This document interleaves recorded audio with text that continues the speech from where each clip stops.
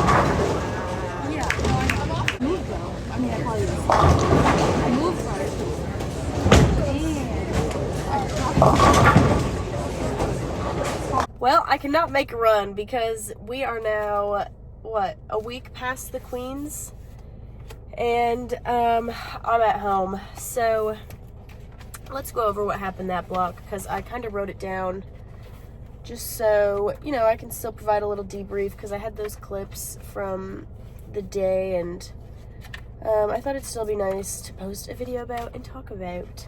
So Eric was there day 3 watching and repping, and thank you, Eric, for the videos. But let's go over kind of what happened there. It's crazy. So at the US Open, I don't know if I've talked about this on here yet, they have the practice range, which basically means they had 3 pairs for the 36 bowlers to practice on before going to your starting pair, to which you get 1 shot on each lane, I think it was, or I think it was just 1 shot on each lane.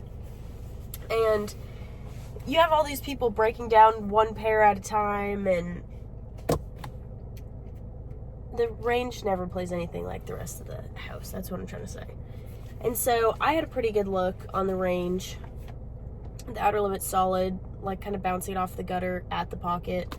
Nothing crazy. And then got to the starting pair and it just never hooked. And it looked bad. It looked really bad. So yeah, I was literally like looking into the gutter, which it probably wasn't getting that far right, but throwing the outer limit solid, trying to be forward, and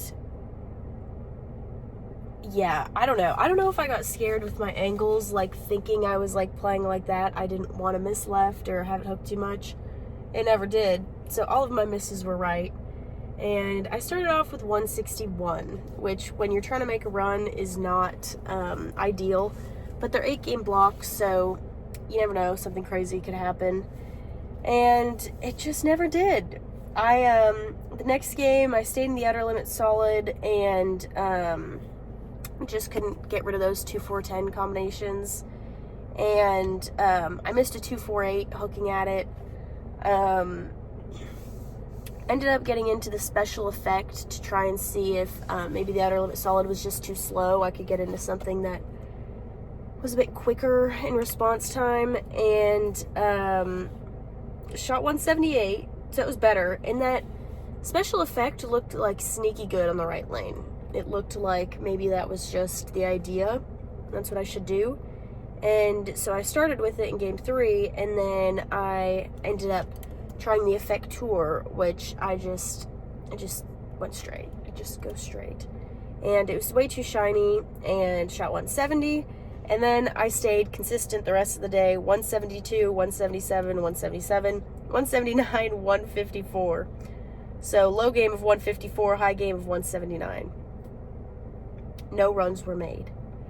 And I went through not my entire arsenal. I went through a good like 6 balls. Like I would go between the outer limit solid, the effect tour, the special effect, pure envy, yada yada. I was just trying different stuff, seeing what I could find, and the only thing that looked decent was the last game, the game I shot 154, funny enough. The last like 3 frames, I decided to start lofting it and throwing it really hard and keeping it close to the pocket from pretty far left, and that's what ended up working. I wasn't too close to the pocket, but ultimately the big thing was lofting it and throwing it pretty hard from pretty far left. So that was weird, and I don't know, at the end of the day, like, I was really upset. My spare shooting was pretty bad. I didn't feel like I made great shots, but obviously you can't outbowl bad ball reaction, and my ball reaction was terrible. And nobody's ball reaction really wasn't terrible. What? That was a crazy sentence, but there wasn't a lot of people with good ball reaction. These patterns were just insane, and it gets to a point, it's like, okay, what are we achieving here? Like, is it, I don't know, does it come down to good bowling or lucky breaks? Like, how are we really, I don't know. but Wei won, and that's her third win of the year. No doubt one of the best in the business right now. And congratulations to her. She bowled great, but it's just frustrating bowling on these patterns and being like, Queens, I don't even remember what place I finished. Pretty low. But again, I keep calling it the Queens, the US Open. Did I start by calling it the Queens? I don't know. Day 3 of the USBC Queens. Wow, just rewatched the intro and I called it the Queens. I don't know how long I've been doing that or why I've been doing that, but the US Open. That's what we bowled. And then I came home I was at home visiting family after the Queens in Canada. So I went from Lincoln to Canada and then back to Edmond, and was back for like 10 hours before I bowled a PBA regional. Bowled the practice session, the Pro-Am, practiced again with Eric after that because I felt like everything was just bad. And then I went plus 30 for qualifying and made the cut through a roll-off. So that'll be the next video. But super cool vlog. You're going to want to stay tuned for that. And thank you guys for watching this Women's US Open vlog. We'll see you guys next time. Bye.